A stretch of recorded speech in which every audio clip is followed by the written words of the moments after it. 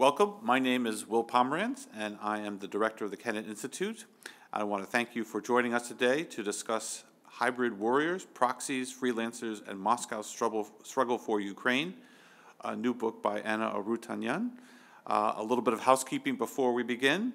I encourage everyone to stay up to date on the latest Kennan Institute events and publications by visiting our website and by reading our blogs, Focused Ukraine and the Russia File.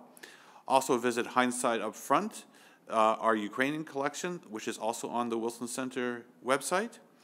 I want to begin by introducing our speaker and then give her an opportunity to have some opening remarks. Anna Arutunyan has covered 2 decades of Russian politics, first as a reporter and editor at the Moscow News, and then as a correspondent and an analyst. She also served as Russia's senior analyst for the International Crisis Group, and her articles have appeared regularly in such publications as USA Today and Foreign Affairs. She is the author of several books, including The Putin Mystique, and she is a global fellow here at the Wilson Center, and her project is Rebel Russia, an exploration of the Russian rebel and dissident movement and how it has shaped its government both historically and today. So Anna, the floor is yours. My initial working title for this book, which is now the title of the first part, is How a Bunch of Guys Started a War. This has always been a contentious thing to say, especially now after February 24th, when the Kremlin actually did launch a full-scale invasion. For one thing, the Kremlin itself used this narrative to deflect blame and responsibility, insisting, wrongly, that it was not a party to the conflict and that the fighting was being waged by volunteers. But just because the Kremlin says that the earth revolves around the sun, are we to believe the opposite? That a bunch of guys started a war does not exculpate the Kremlin. It explains, instead, a chief weakness of the Putin regime, its reliance on non-state actors. And I believe that at no time during this 8-year conflict has it been as important to understand 3 things about how the Kremlin operates as it is now. First, there is no Kremlin power vertical, merely an authoritarian ruler balancing various interests with often competitive agendas and allowing his policies and decisions to be shaped by those interests. Second, this war was not inevitable. As I show in my book, over 8 years, the Kremlin's calculus consistently shifted, as Putin considered contingencies and either delegated decisions to the various interests he was supposed to lead or put off making a decision at all. In the end, he cornered himself to where, from his increasingly paranoid perspective, the least bad option was war. All evidence shows that the military operation was poorly planned and badly communicated. All evidence shows that over the last year, the Kremlin was erratic and reactive, with its objectives fluid and dependent on the situation on the ground. And third, what is to me the most important conclusion we can draw from the Kremlin's disastrous undertaking is that those who feel aggrieved, those who see themselves as malign underdogs, those who believe they have no agency of their own, these are sometimes the most dangerous forces of all.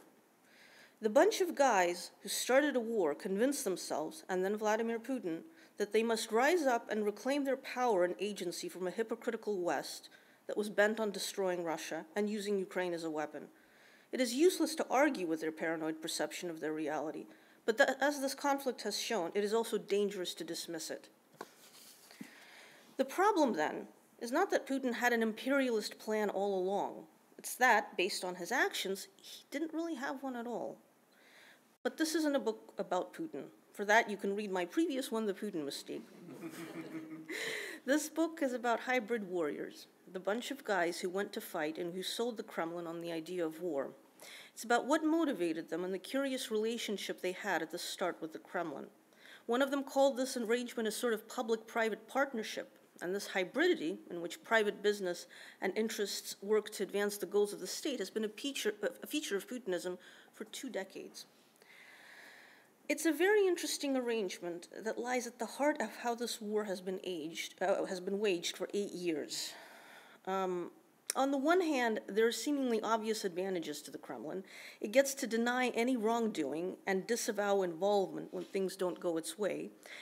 And it gets to rely on other people's capital to do the dirty work. We see this playing out even increasingly so with the reliance on Wagner, the private military company. But there's also two glaring problems. One is that in the process of outsourcing, the Kremlin loses control of the outcome.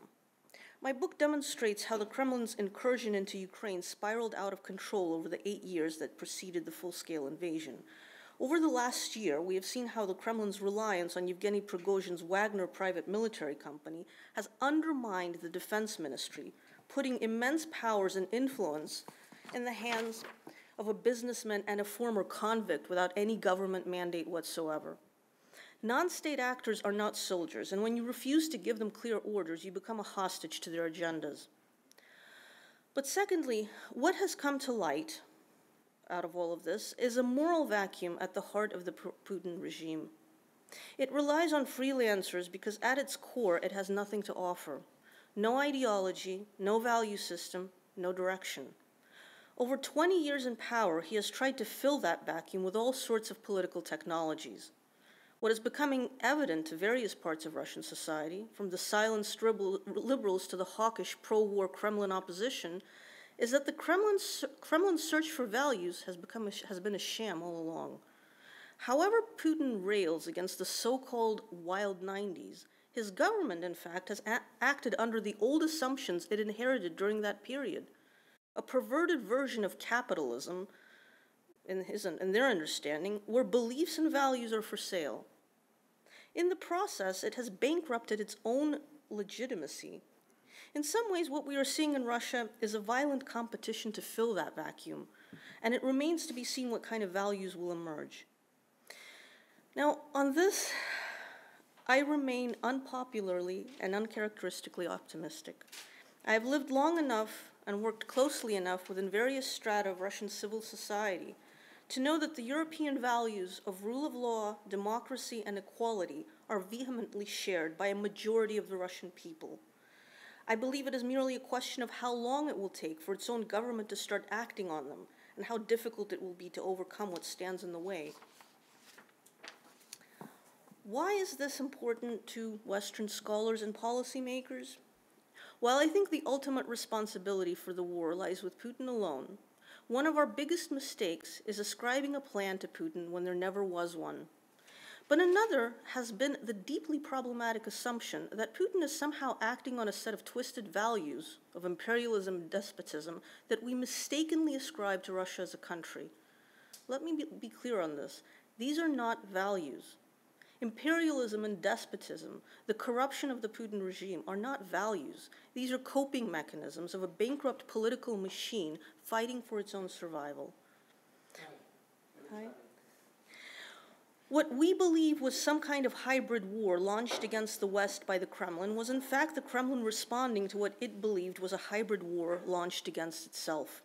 Perceptions matter, and the Kremlin's warped perception of the geopolitical reality around it drove it to act in the way that it did.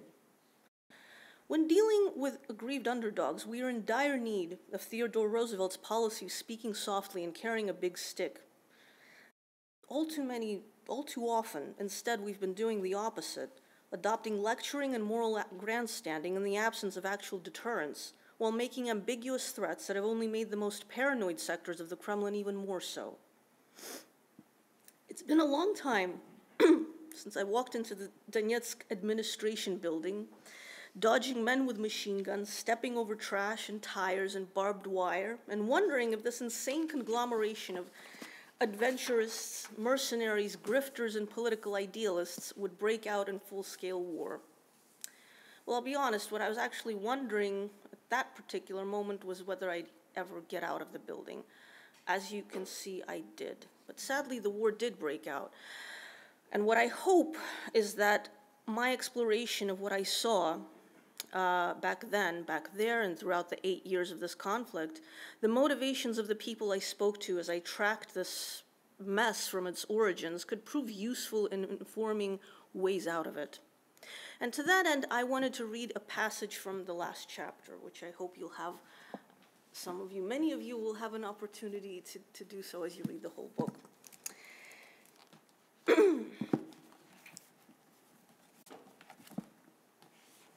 Dima, the former Ukrainian rebel fighter, had met me in a rundown industrial district of Moscow, near where he worked and lived, and talked incessantly on the way to the mall food court where he suggested we sit down for tea. He had a lot to say, mostly about his struggles.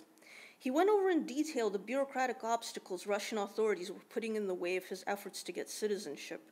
Even though he had fought in a partisan war, he felt they should have been fighting themselves. His struggles in getting a job somehow wound in and out of a more political narrative about a corrupt and inefficient Russian government that was abandoning Russians in Ukraine, which itself had sold out to a West bent on punishing Russians for being Russian. I asked him about family. He was single, he said, and didn't have any children. Dima was exceptionally polite, considerate, and even sincere. So it took me a while to decipher a hint of repressed rage in all of this, but just a hint. His talkativeness, for one, was a telltale sign. But as we sat down in the food court, he reprimanded a group of teenagers at the next table for being loud and disrespectful, even though I'd barely noticed them until he brought it up himself. As I talked to him about his reasons for joining the insurgency, it began to make more sense. Growing up poor in eastern Ukraine, he watched an empire that had taken care of his family crumble, and then, a teenager, found himself in an entirely new country virtually overnight. He was badly positioned, like many, to adapt to the new economy, one as corrupt as it was impoverished. Lacking the social skills or education or money, he never managed to rise beyond the status of a bored security guard until he noticed the pro-Russian protests around him and decided to join.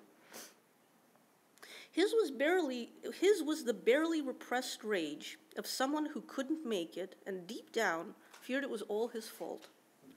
All the Russian nationalists who supported the Russian Spring I had spoke to seemed to have that rage, manifested in different ways, but usually channeled into an embittered nationalistic chauvinism. Dima's was the most understated and hence the most revealing, an underdog eternally looking for someone or something stronger to stand up for him at last, and, for a brief moment until the mirage dissipated into yet another betrayal, finding that someone in the Kremlin. Now, with this passage and with a lot of these characters as I describe them, I can sense a looming question, and one that I'm frequently asked. Why should we sympathize with these people? Well, we shouldn't. I mean, you can if you want to, but sympathy isn't really the point. But we owe it to Ukraine, to global security, and to ourselves as scholars, policymakers, and simply as informed voters to understand them. Understanding these people is not a favor we are doing for them, but for us, so that we can develop better tools and better diplomacy to deter this kind of aggression.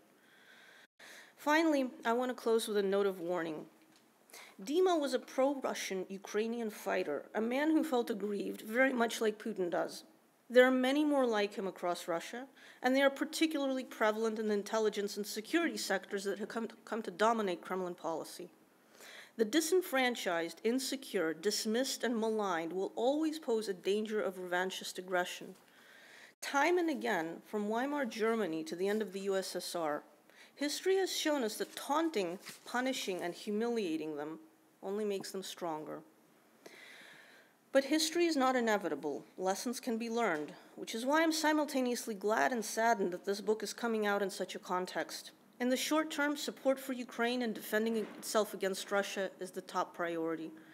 But in the long run, we need to understand that only a free, prosperous, and stable Russia can guarantee European security. Ultimately, this is going to be up to the Russian people. But assuming that the Dimas of this world can somehow be magically defeated and destroyed is not going to help make that a reality. The Dimas cannot be destroyed because they are a symptom of deeper societal ills, part of a self-perpetuating cycle of war, oppression, and trauma. But some of them can be rehabilitated. And I hope my book can inform us in finding better ways to deal with them and the havoc they have caused. Thank you. Love to hear your questions, and thanks. Thank you. Thank you, Anna. I'll pose the first question.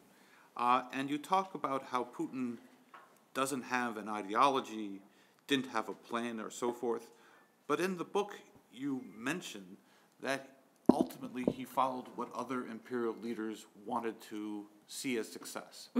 That eventually that success for Putin was in regaining territory. And that has been the modus operandi for Russia for many decades, indeed millennium.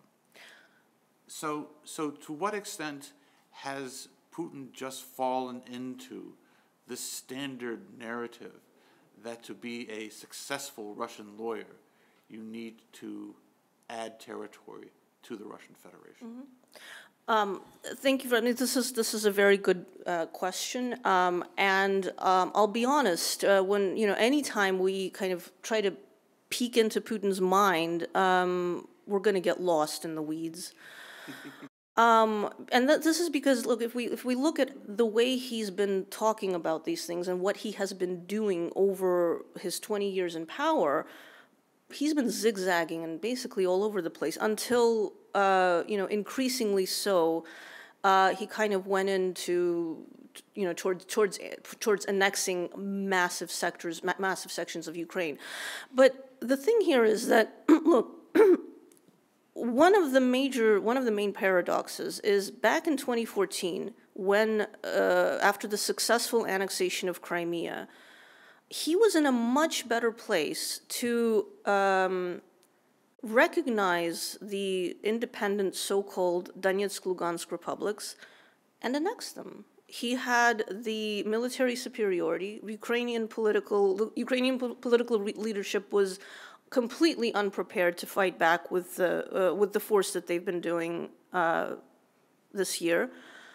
If he wanted to do this, if he needed to do this, there was no better time than the spring of 2014, and yet he didn't.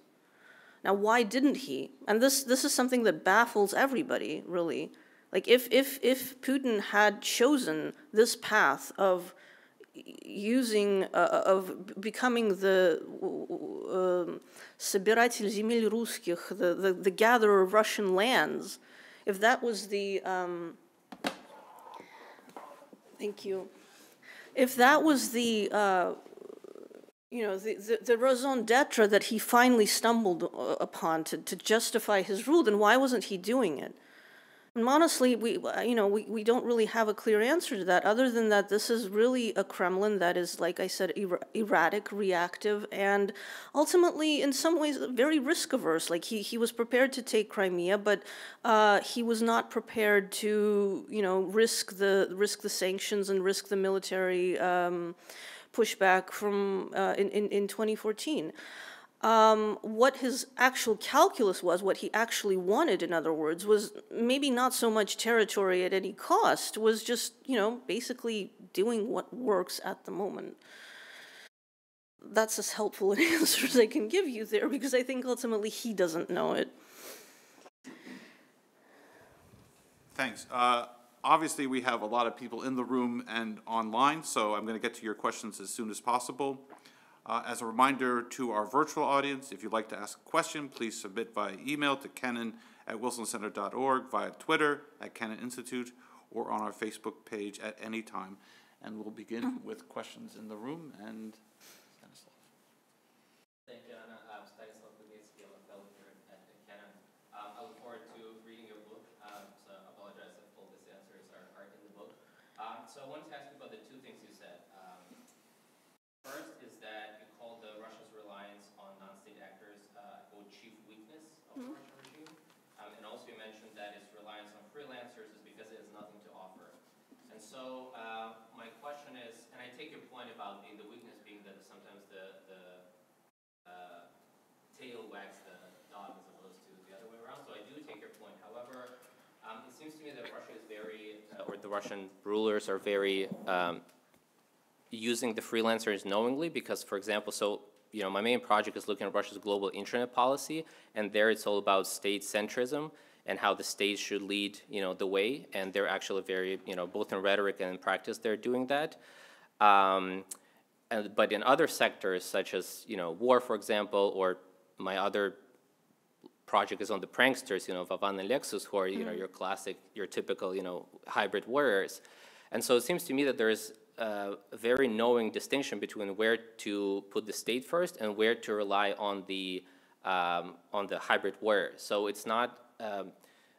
So kind of wanted your perspective and push back sort of against this point that it's a weakness necessarily because again, it seems to be very strategic where to use them, where not, and B, in a lot of the cases, and besides the pranksters, I'm sure we can come up with many other examples of where they handpick, if anything, successful freelancers, already successful freelancers, and then kind of co-opt them, and are actually very, successful in doing so, in achieving their goals. So, in at least, many cases, it's not a weakness. And secondly, again, why I didn't quite grasp the connection between using freelancers because there's nothing to offer, because it seems to me that it's an increasingly kind of global trend. And whether you call, I don't know, military contractors, let's say in the States, whether they would fall under this freelancers, right? But like the US using, let's say, military contractors, other countries do, and just generally a lot of different kinds of freelancers. So why is it necessarily a sign of kind of ideological vacuum, let's say? Well, I mean, absolutely, point taken. Like I say, that this is, there are incredible advantages to doing so. There's deniability. There's basically doing things on the cheap. It's just basic economic outsourcing. And yes, I mean, for in a number of sectors, this approach has yielded really nice dividends for the Kremlin. But the problem is, if we look at, in their foreign policy, for instance, I once heard described, the Rosoboronexport, export, the arms, state arms company as kind of Russia's shadow foreign ministry. Now, so these are kind of public-private. People. There is state funding and there is private capital, and it's basically a market situation. But yes, of course, you do have a government that is deliberately looking towards private or public-private ventures to conduct its policies abroad. The problem is not that this approach in itself is somehow wrong or creates weaknesses. The problem is the way that the Kremlin has been conducting it without really a clear sense of what exactly does it want to achieve. And this is, again, if we, aside from the war, if we look, for instance, at what it was doing in Africa, or in, trying to regain a foothold in the global South or the global East, and its reliance on not so much state, policies, as here, why don't you guys go out, spread, and we'll create a presence. I mean, basically, I've heard this described in various sectors of Russian officialdom as an extremely inadequate and inefficient policy that, at its core, doesn't really have a vision for what it wants. And this is really the problem, right? It's if you look at what Putin says and how he describes and sets out goals. I mean, on one instance he'll overpromise, and on another he'll, scale back and think, no, be in complete denial if something doesn't work out. This kind of, ultimately comes down to how you manage these processes, and this is why I think that it has ultimately proven to be a weakness. Now, the reason I say that now is if we look at what all of this is culminating in, and I'm talking about the Wagner private military company, where you've got a situation where Prigozhin is, and people like Prigozhin and Wagner are basically kind of not the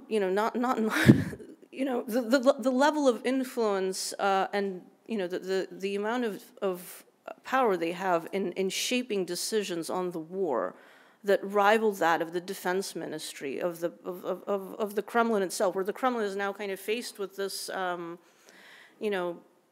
struggle of the ultra patriots and Prigozhin and Kadyrov on the one hand, and the silenced party of peace on the other, and how to just navigate all of this. That is a weakness, I believe, I think that. you know, militarily speaking, this is also, you know, in some ways this undermines, this makes coordinating the military, they call it, more difficult. So I think that as of now, yeah, this approach can certainly, and in the past it has yielded a lot of advantages. It allows, I mean, in the, you know, if in the positive sense, it can create a great deal of flexibility to survive and to make do with limited resources, yes. But I'm just saying the way it's been executed has led to this, so. Thank you. We have a lot of questions online and in the room, so I'm going to start with the room and then move on online as well. So Sam Green. Thank you. Thank you very much for the presentation and for writing the book, which I will read, and so I won't comment on the book, but we'll push to a certain direction, I think, in direction of the previous questions. Really, two quick questions. One, you know, the book, I suppose, and what you were discussing is primarily based on sort of the initial waves, 2014 and onward. And I think you're right to say that the Kremlin has, you're certainly right to say the Kremlin has zigzagged in its ideological, if you want to put it that way, stances and relationships, particularly its relationships with the nationalist contingent, which has played the role that it did in 2014-15. So the question really is, do you think that Putin has now gotten to the point with the war in 2022 that he can no longer pivot back? Right? That it would be, I mean, there was a sense of abandonment and disenfranchisement from this community that had, in their view, made sacrifices on Putin's behalf in 2014. They felt abandoned because of the Minsk agreements and because Putin did not go as far as they would have liked him to. Have they now become so important to what Putin is trying to achieve and to his legitimacy that he would struggle to zag back in the other direction? And thus, do we need to think about Putin differently? And I think that feeds then into the second question, which has to do with the optimism that you talked about, because it strikes me as a rather morbid kind of optimism, right? Because if I'm interpreting what you're saying correctly, it means that trying to hand Russia a resounding defeat in its war in Ukraine would not only be futile, it would be counterproductive, right? Because it would communicate to the Denises of the world that they remain disenfranchised and that it would deepen their sense of grievance and would put Russia some distance, further distance off from the kind of democratic future that you and I believe is possible.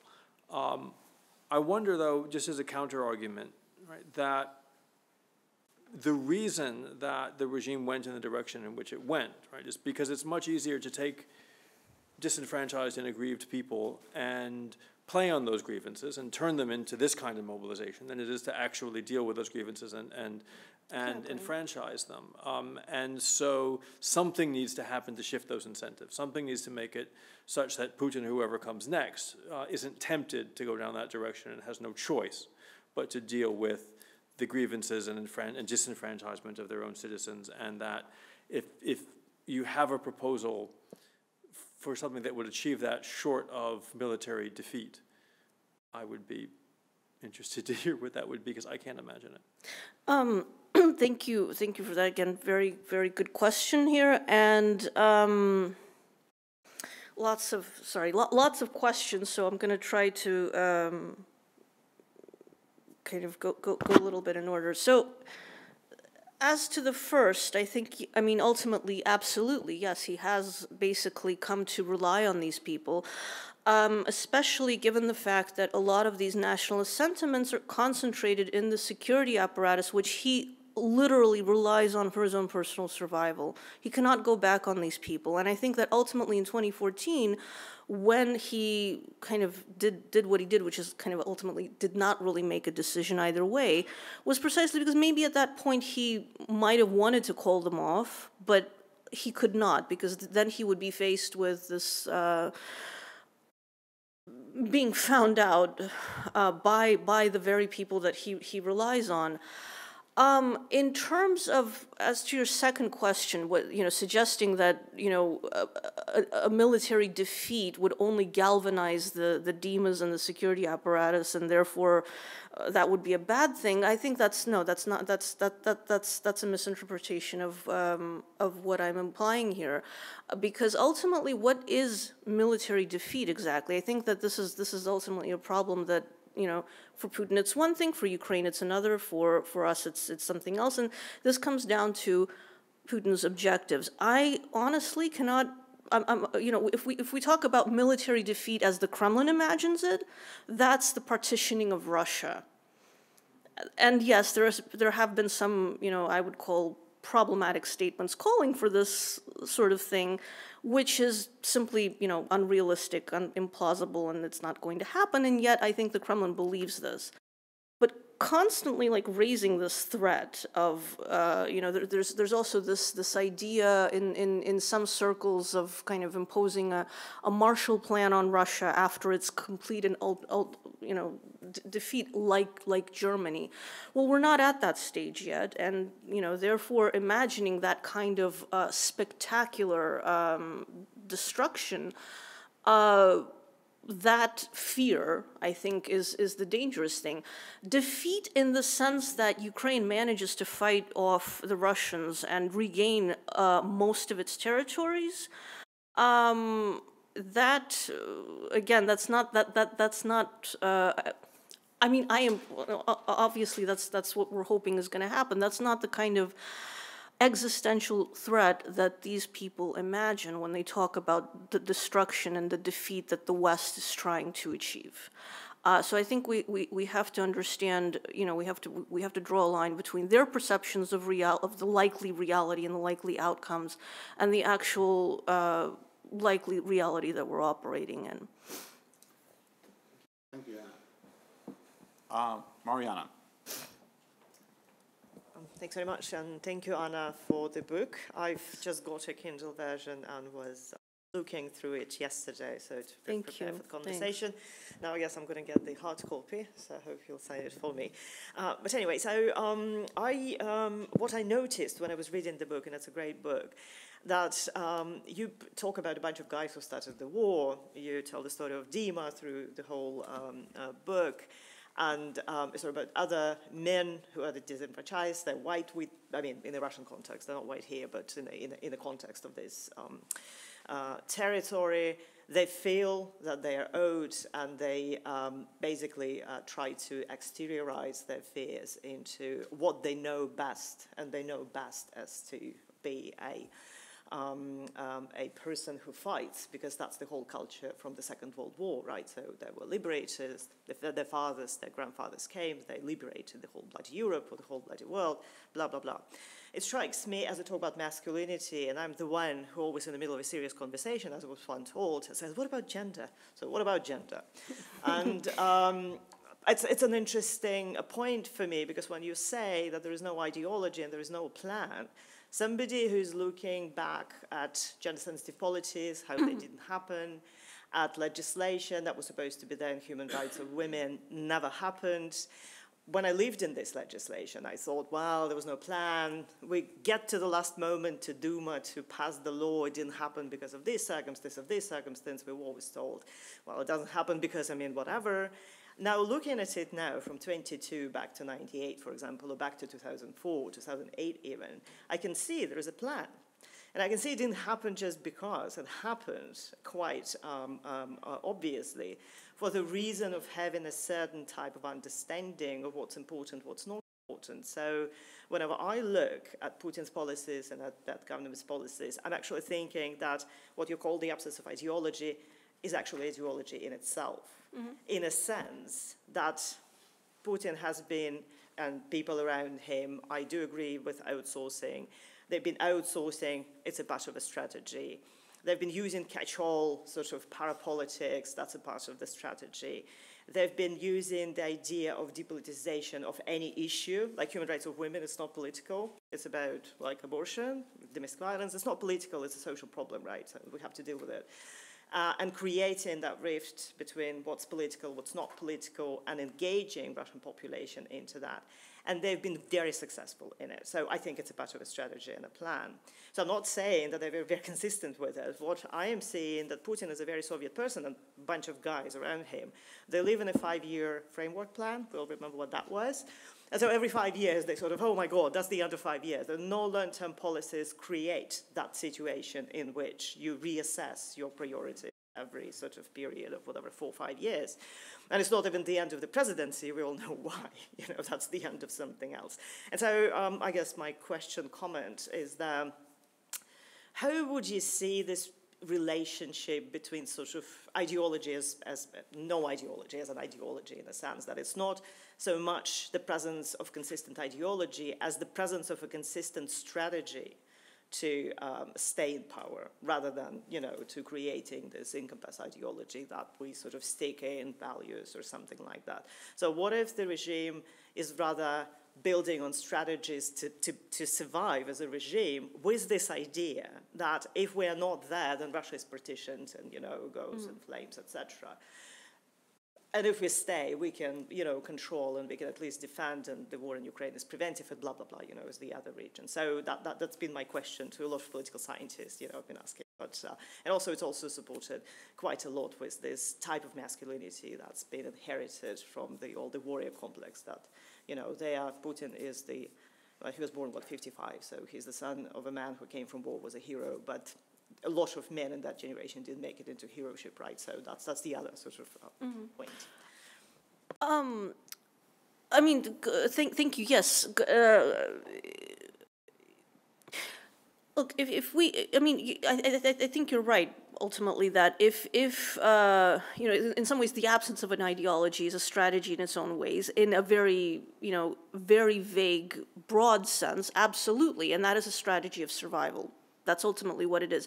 But this is the thing, a strategy of survival does not presuppose some kind of positive platform. Now, Putin and the Kremlin has indeed leaned on sectors of society who are, who believe in the restoration of traditional values, and these are absolutely genuine beliefs. But I think that if you look at how this has played out, yes, there is a certain sector of society that has kind of yearned for this, right-wing paradise. Obviously, I think this is a global phenomenon, and Russia is no exception here. But if you look at the way that the Kremlin will kind of play cat and mouse with them, they'll court them, and then they'll when they see that they're kind of getting out of hand, they're like, whoa, no, that's not what we meant. I mean, look, for instance, back in 2016, 2017, I remember when there was the backlash against the film Matilda, when there was when they saw that there was just violence happening, that kind of they had encouraged, whoa, no, we gotta persecute these people, and that said, a lot of the nationalists that I've been interviewing, regardless of, without relation to the word Donbass, their main complaint was the persecution that they were finding themselves, that they were finding from the Kremlin. So again, it's a very it's a very cautious approach that the Kremlin has been taking. In terms of masculinity and gender, I mean, yes, this is they have been leaning on kind of talking up these values, these ideas. But if you look at the actual laws that they pass, for instance, they're trying to portray this kind of cautious image of, look, we're not going to go too far. We're not the Taliban. They are, but we're not. We're civilized people here. So yes, we'll pass laws banning the propaganda of homosexual relations to minors, but we're not like those people that that go and break into theaters and beat people up. If you want to deal with those people, you know, so we don't want you to, but, you know. So it's kind of this kind of game that they've been playing without really fully embracing either or, and that ultimately falls into the same survival strategy that you mentioned. But I think that it's important to say that, you know, for all of the ideas of the Kremlin as this alt-right ideological powerhouse, this, you know, for the reasons I've just described, this is a very misguided view. I think that very simplistic view that a lot of supporters, like right-wing supporters in the West, tend to see, and this is really not the case. I mean, if you, again, you probably know much more than I about abortion legislation, which is, you know, Russia's not Poland. So yeah, I mean, I think this is what we have to keep in mind, that it's a very in some ways it's very flexible and it's very cautious, and it's ultimately a game that it plays with some of these you know, potentially very dangerous forces. Thank you. We're still accepting questions from our virtual audience. If you'd like to ask a question, please submit it via email to kennan@wilsoncenter.org, via Twitter at Kennan Institute, or on our Facebook page. We have one question from Jan Kalitsky, and he asks, what impact do you think the failure in Afghanistan had on Putin's calculus vis-a-vis the United States and the West? Okay, I think Marcia had. Hey, go on.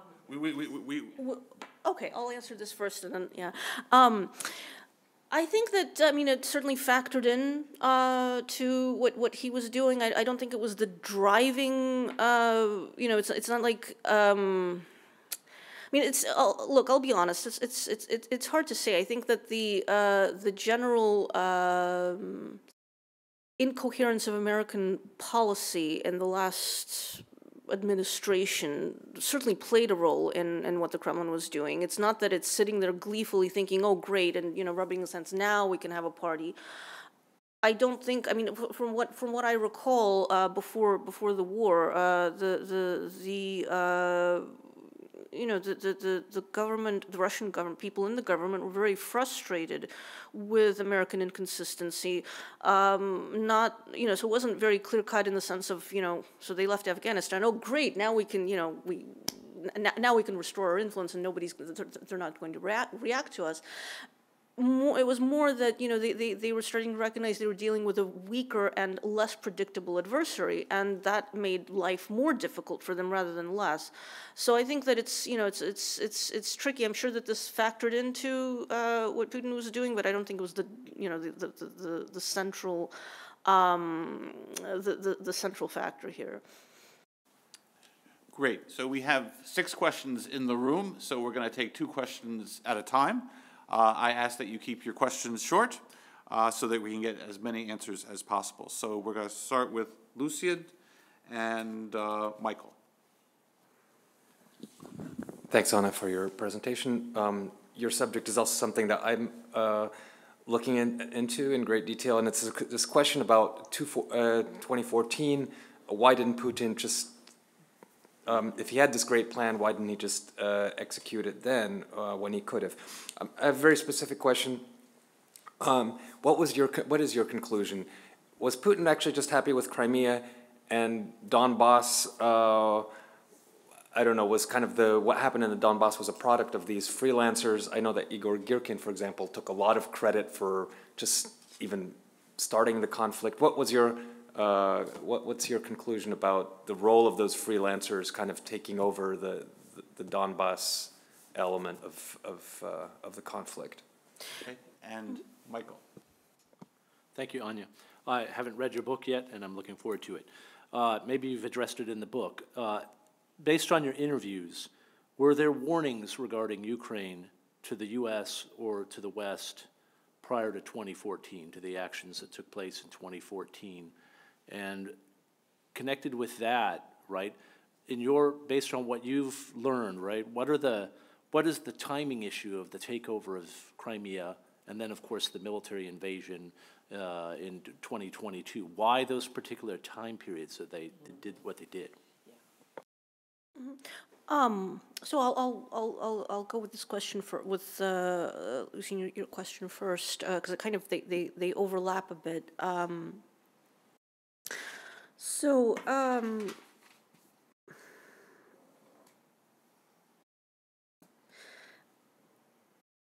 I think that, again, it's like, if it's not so much that he got Crimea and was happy and would have stopped if it wasn't for Girkin. I don't think it's quite that neat. I think that there was a sense that having taken Crimea, they'd never be able to keep it unless they took the mainland. Now, this sense was not shared by the majority in the government, and I think that this is ultimately why Putin didn't go for it. But there was that prevalent concern. So I think that ultimately what this amounted to was a combination of actions from below and fait accompli that managed to convince Putin that, okay, well, we can't pull back either, because he, on the domestic concern of alienating the security hawks like Patrushev and like many in the FSB, and B, also kind of himself falling, believing that yes, ultimately Crimea is going to be in danger unless we pursue this more robustly, but not really wanting to pursue it more robustly, but doing it halfway as he did. Michael, you're asking about the timing, right? Well, I think again, this is. Again, it's hard to say, because ultimately we are in speculations of what is driving one man and why he decided this at that point and not that at that point. But I think that the situation in 2014 was much different for him domestically than it was in 2022.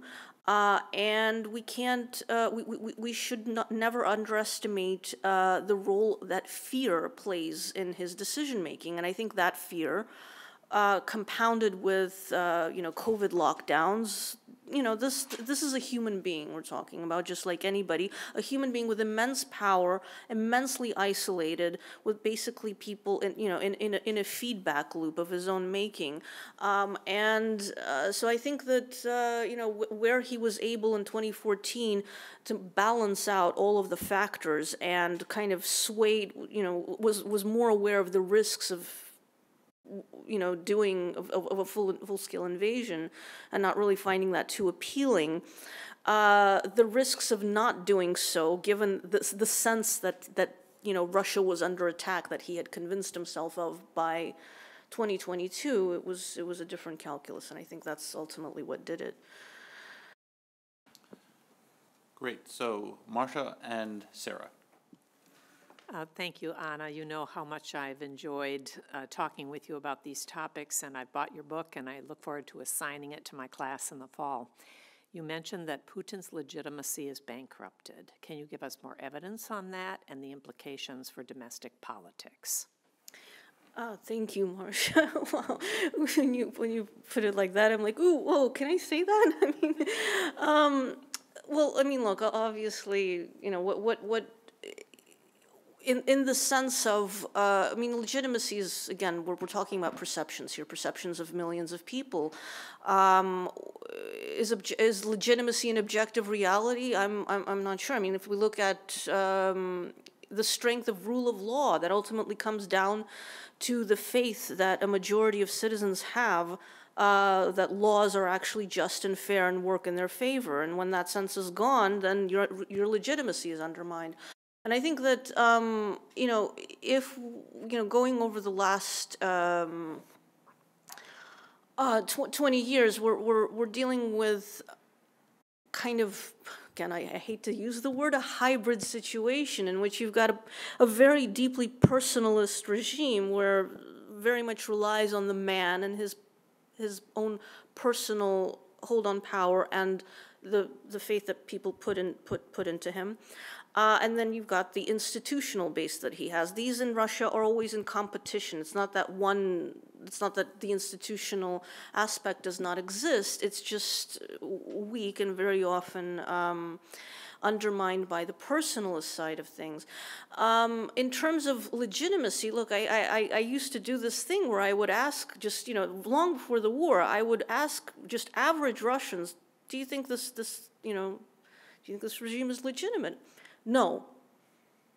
Why? Well, I mean, lots of reasons, but very often it was mainly the contradictions in the laws that they passed, the corruption, the hypocrisy, and mainly came down to, well, they get to live like kings, and you know, and we live in poverty. That's not fair. That's not right. And yet they talk about justice and fairness. I mean, again, in this way, this is not much different from you know, what you'd hear from anybody in the street, you know, go outside right now, you know. But I think that this is compounded by the fact that in Russia, because the institutional system, and because it's constantly undermined by this personalist aspect, then there's this further pressure on legitimacy, because otherwise, you know, you've got one man who is immortal, who is mortal, who's a mortal man.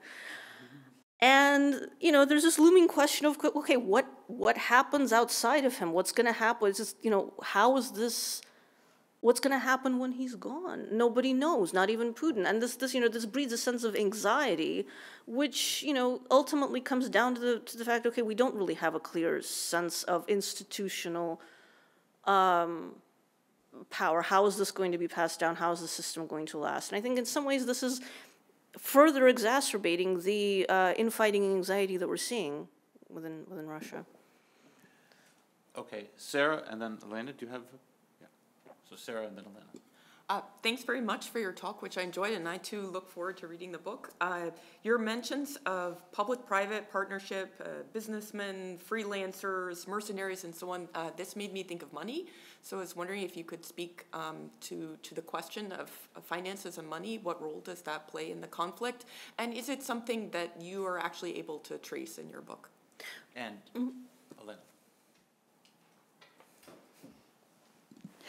And I have two major questions for you. The first one is, what do you think about this phrase which is actively used by Russian propaganda? Where have you been for the last 8 years? And my second question, who, if not Putin?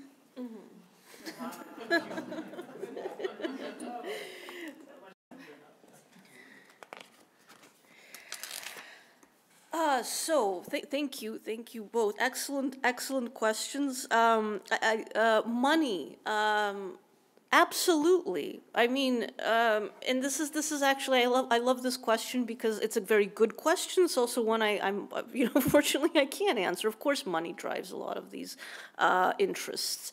When you have the kind of competitive state capitalist system, while also being a personalist system, you've basically got a situation where it is in your best interest to pitch something to the Kremlin and get funding for it, guessing what it is the Kremlin would like, and in some ways shaping, you know, shaping the policy that ultimately comes down. You know, this has been described as a marketplace of ideas. And by marketplace, it means that, you know, on the one hand, the people who pitch these ideas, the businessmen and freelancers, they may very well be ideologically invested in whatever it is they're pitching, but they're also financially invested because they will get financing from the Kremlin for this. And this has been a, you know, massive feature of both just how the Kremlin is governed, but also in how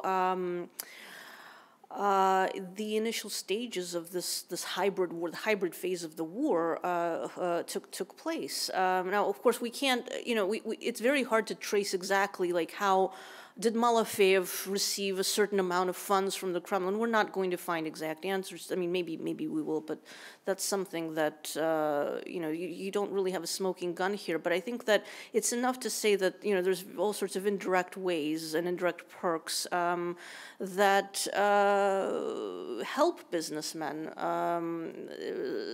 certainly by being in power, their proximity to power, their sense of being in favor and aligned with, as they see it, the Kremlin's goals, will help them make more money as businessmen. There's also that sense of capital as well. And Alena, remind me your first question, but not who if not Putin, then who? But the first one. Oh yes, good. Yeah, thank you. That's a great question. Oh gosh, where have you been? I mean, I'm tempted to reply, to put that question to the Kremlin. Where have you been the last 8 years? This has been going on. Your citizens have been, people you are claiming you are protecting were being killed, and what have you done? I mean, they stalled on Minsk. They really didn't. They dithered. So I think that, I mean, not really constructive or productive to kind of reply to that. But more seriously, I think that the fact that question is being raised, it does speak to a certain sense of, well, yeah, this there has been a problem, however you feel about it, but this has been a problem for 8 years, if not longer. And now, obviously, the solution is not an invasion, but something needed to be done. And ultimately, this was a complete impasse on all sides. So I think that this goes back to kind of what the point I'm making about dismissing grievances and concerns that people have, and how they just generally have a tendency to fester when you don't deal with them, when you claim that they're just made up or they don't exist. Well, maybe they are made up and don't exist, but, well, they do exist because you've got a war on your hands. I'm not being very helpful, alas, in terms of offering solutions, but I think that ultimately, the failure of the Minsk agreement, the fact that there was this document that was so disastrously unsuited to anybody's interests, either Ukrainian or Russian, and the lack of political will from Russia, from the West, and to some part, in Ukraine as well, to kind of with some more decisive measures, either for peace or something else. I think that in some ways it does in a different way than this is being asked by Russian propagandists, obviously. But yes, there is a question. What has been going on for 8 years? And I think that we should be asking ourselves, not in a sense of self-castigation in any way, but just simply calmly, constructively to see, okay, well, this hasn't worked in 8 years. Maybe let's see what can work, what we can learn, and what can work down the line. We've run out of time, but I'll have one last question. And that is the question of, is Putin looking over his shoulder, basically? Does he feel secure? I mean, there are various world leaders who have come and now have gone while he stays. Nazarbayev is no longer as secure going forward. He won't talk to anybody across a table. To what extent is... And there are other things as well. So to what extent is Putin, insecure? Well, I think this is, I mean, does a guy sitting at an empty table like that, does that guy look secure? I mean, look at the guy. Does he look secure? No. I mean, ultimately security, I think, is an issue of perception. And I think that over the last 10 years, starting in 2012, Putin has, his growing sense of insecurity, the attention and the threat that he feared from a domestic Maidan scenario, which, looking soberly at the situation, this is vastly overstated. there was, no hardly remote possibility of something like that ever happening, and yet by the Kremlin's own actions, by their fear of that, it's kind of like they're, begging for it to happen almost. Yes, ultimately this is, like I say, this is a climate of fear. And then, again, going back to the issue of legitimacy, to what extent is legitimacy based on your own personal sense of your own legitimacy? Look, and I this is why, I want to caveat all of this here, is that, again, we're getting too much into Putin's emotional state of being, which I find, unscientific and unscholarly. Unfortunately, we as scholars have to look at this to guess all too much. But I think that, just based on the actions that we've seen over the last year, the changes in objectives, that points to a sense of Russia under threat. And look, we have no further to go than Putin's own speeches, which are filled with basically we are fighting to defend our own existence from the onslaught of the West. So I think that kind of says it all. Well, we're going to close on saying it all. Okay. So thank you very much, Anna, and thank you all who came to our talk and everyone on the internet. And we look forward to hosting you at future Kennet Institute events. So thanks so much. Thank you. Thank you so much.